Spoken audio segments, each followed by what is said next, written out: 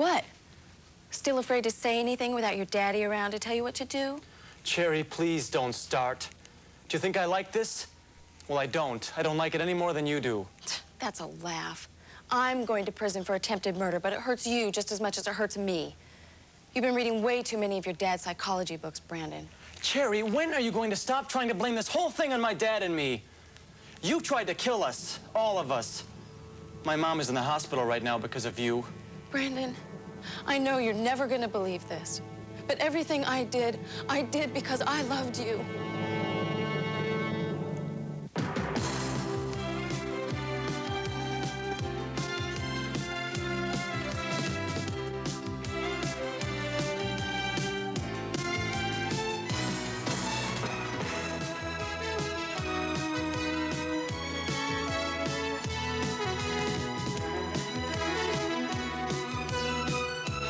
I'm Judge Robert J. Franklin.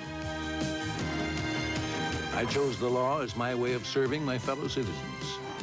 As an elected judge in the family court, I pray each day that God will give me the wisdom to always temper justice with mercy.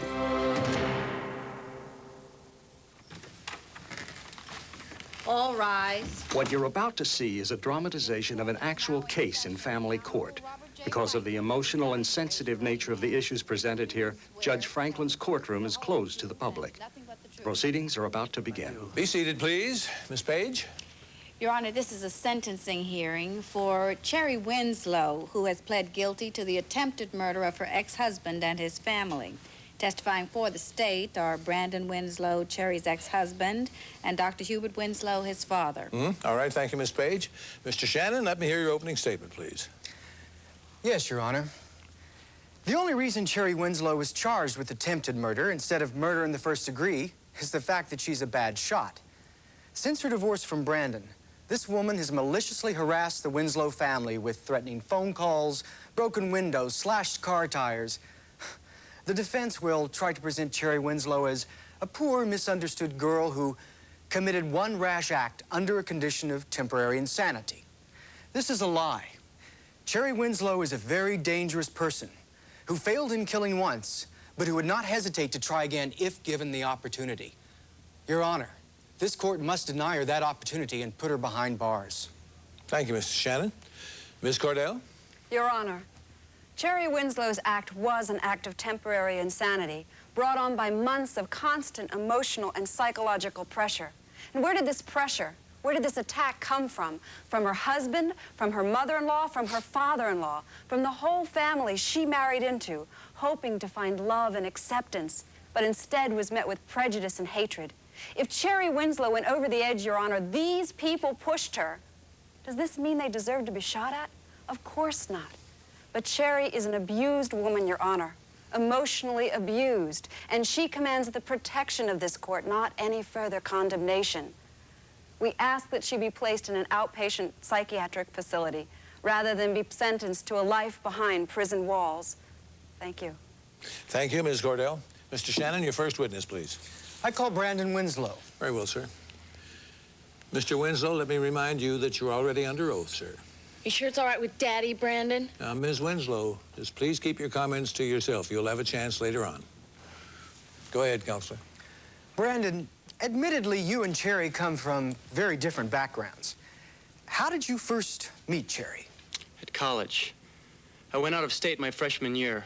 Cherry worked as a waitress in one of the restaurants near campus. Hey, I was a student, too. I was just taking time off to earn tuition. Some of us have to earn a living, Brandon. Ms. Winslow, this is your last warning. One more interruption, I'll have you removed to the holding cell. Go ahead, Counselor.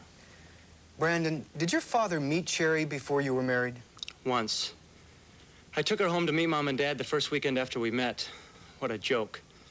They hated each other on sight. She called my mom a gas bag. Dad said if I married her, I'd regret it the rest of my life. Boy, did he call that one.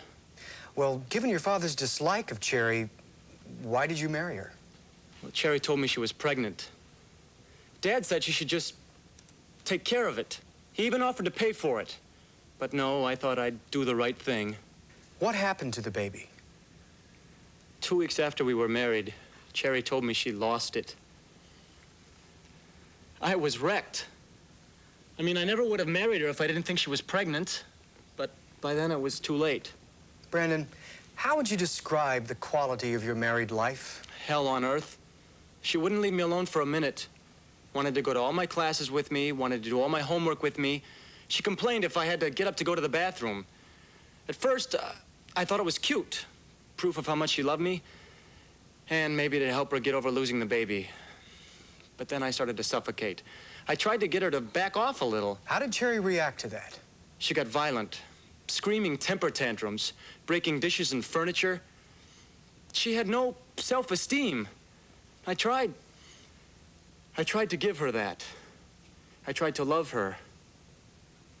But with some people, it's never enough, no matter what you do. Finally, I couldn't take the abuse. I left. I moved back home and filed for divorce. And how did Cherry react to your decision to file for divorce? It made her even more violent. Every night, all night, she'd park her car on the street in front of our house and watch us. At least 6 times I came out to find the tires of my car had been slashed. Move to strike. In the first place, there's no proof that my client is in any way responsible for these allegedly slashed tires. Motion is granted. Strike all reference to slashed tires, Dana. Go ahead, Counselor. Brandon, please tell the court what happened on the night of June 12th. Well, we'd been out to dinner with some friends. I guess that was a little after 10 o'clock. We saw Sherry's car and parked in the street when we pulled in, but she wasn't in it. And we were just getting out of our car when Cherry jumped out from behind the hedges. She was pointing a gun and she started firing. I mean, I knew she was out of it, but I never thought she'd do anything that crazy. Was she trying to shoot you specifically? She was shooting at all of us. My mother got hit in the stomach before I pushed her back in the car. Cherry just kept running straight at us and firing the gun. Dad yelled at me to jump her, so we did. It's a miracle she didn't kill all of us. I don't know. It's really weird. A girl says she loves you and everything, and then she tries to kill you. Thank you, Brandon. No further questions. My mother is in the hospital getting skin grafts on her stomach. Cherry is still out to get us, Your Honor. If you don't put her in jail, she's gonna kill me and my whole family.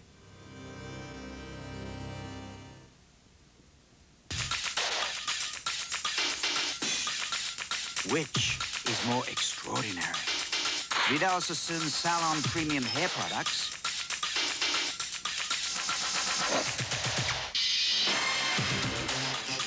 or the woman who uses them?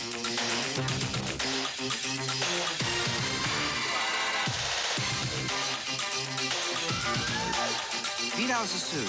If you don't look good, we don't look good. Can I get this tomorrow? You want it when?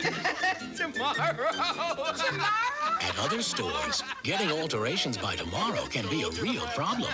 But with C&R's new express tailoring, tomorrow isn't a problem for normal alterations. Yeah, we can have this for you by tomorrow. Tomorrow? Tomorrow! Buy your suit, sport coat, or slacks today, and you can have it ready tomorrow. Express tailoring, only at C&R. I was a passenger when the other car hit us broadside. I knew I had rights. 1-800-THE-LAW, 2. I felt pain, and suddenly there were so many things to take care of. 1-800-THE-LAW, 2. We can assist you in obtaining a car rental, recovering your lost wages, and obtaining compensation for your pain and suffering. And most importantly, we can equalize the power of the insurance companies that they enjoy by virtue of their financial strength. For a free consultation on accidents, the Legal Rights Defenders, 1-800-THE-LAW, 2. It's all the law you need to know. From the Big Apple, from New York City, here we are. Win, Lose, or Draw is coming at you from Central Park. And we're really excited about it. See highbrow culture. Singing opera! And high-stakes action. I just lost $10. Take a ride on success with Susan Lucci, famed Gene Anthony Ray, Kim Fields, and Peter Marshall. You'll be great, don't worry about it. I certainly hope so. On the next Win, Lose, or Draw. Let's go, come on! Tonight at 7:30, nowhere else but Channel 9. You may cross-examine, Ms. Cordell. So, Daddy didn't approve of your choice in women, but you got married anyway. It's fairly unusual for you to go against your father's wishes, isn't it, Brandon? If I listen to my father, it's because he's right. He told me not to marry Cherry, and look what happened. Yes, let's look at what happened.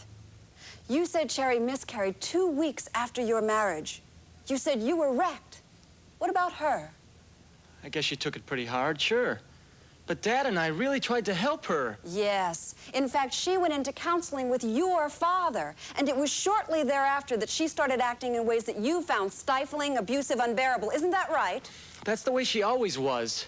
I just didn't realize it until after we were married. Brandon, isn't it true that after Cherry's miscarriage, you refused to let her go back to work? Hey, I didn't want my wife working as a waitress, okay? Well, that's funny. She was a waitress when you met her and fell in love with her. But we didn't need the money. Dad was paying the rent so I could finish school. But isn't that exactly what Cherry objected to? Didn't she tell you that she wanted to pay the rent so that your father wouldn't be controlling your lives? She was just paranoid about all that. She didn't want my family around because she can't stand her own parents. Her whole family's a bunch of hillbillies. I mean, how many people do you know that would name their daughter Cherry? She tricked me into marrying her to get away from them. That's a lie. Are you going to let him get away with that? That's it, young lady. Bailiff. You hypocrite. You'll say anything to please your daddy, but don't you lie about my parents.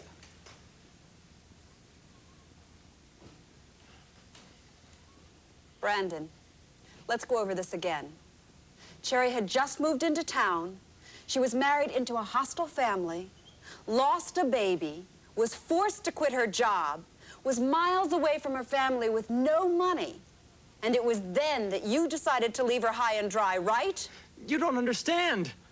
It got to the point where she was screaming at me constantly and even hitting me. There was no reason to try to talk anymore. I had to just get out. But you didn't even have the courtesy to tell her that you were leaving. Isn't it true that when Cherry was at a doctor's appointment, you and your father backed up a truck to your apartment and cleared it out? You even called and had the phone and electricity shut off, didn't you? I just didn't want her running up bills in my name. There's certain things you gotta do when you get divorced. Brandon, when you and your father did all those things, Cherry tried to kill herself, didn't she? She took a whole bottle of sleeping pills. Yes. Sleeping pills your father prescribed for her. Defense Exhibit A, Your Honor. It says here that the hospital had phoned you and asked you to come and see your wife. And even though she had tried to kill herself, you wouldn't go, would you? I just didn't think it would do any good. Nothing you do ever does it, Brandon? No further questions, Your Honor. You may step down, Mr. Winslow. Thank you very much. Mr. Shannon, your next witness, please. I call Hubert Winslow. Very well, sir. Dr. Winslow, let me remind you that you were sworn in as this hearing began. And now, as you testify before this court, you will be testifying under oath. You do recall that, do you not? Yes, Your Honor. Good. All right, Counselor, go ahead. Dr. Winslow, your son has testified that you took an immediate dislike to Cherry. Why did you feel that way? The girl was obviously unstable. She could not take even the mildest of criticisms. And the more I tried to help her, the worse she got.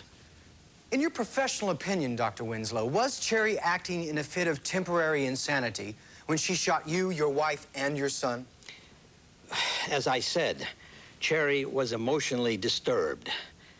Her attempt at murder was the climax of a long period of increasingly obsessive behavior.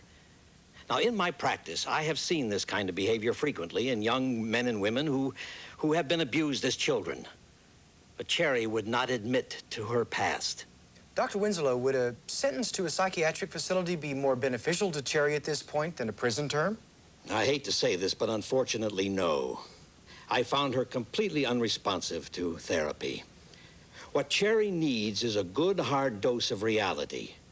Someone has to teach that young woman that the violence that she learned in her home will not go unpunished in the real world. Thank you. No further questions. Very well, sir. Ms. Cordell? Dr. Winslow, what exactly are the ethics of one family member performing psychiatry on another? Is this an accepted practice? Well, it is unusual. But how was she going to afford counseling someplace else? Isn't it true that during the course of your therapy, you advised Cherry to give up all her interests, work, career, family, so that she could concentrate her energies on Brandon? Wasn't Cherry acting on your specific advice when she started behaving in ways that you now call obsessive? That is ridiculous. I didn't tell her to follow Brandon into the bathroom. Isn't it true that after you orchestrated Brandon's move out of their apartment, Cherry tried to call you many times and you never once returned her calls? I did not orchestrate anything. And besides, at that point, Cherry was no longer my patient. Your patient.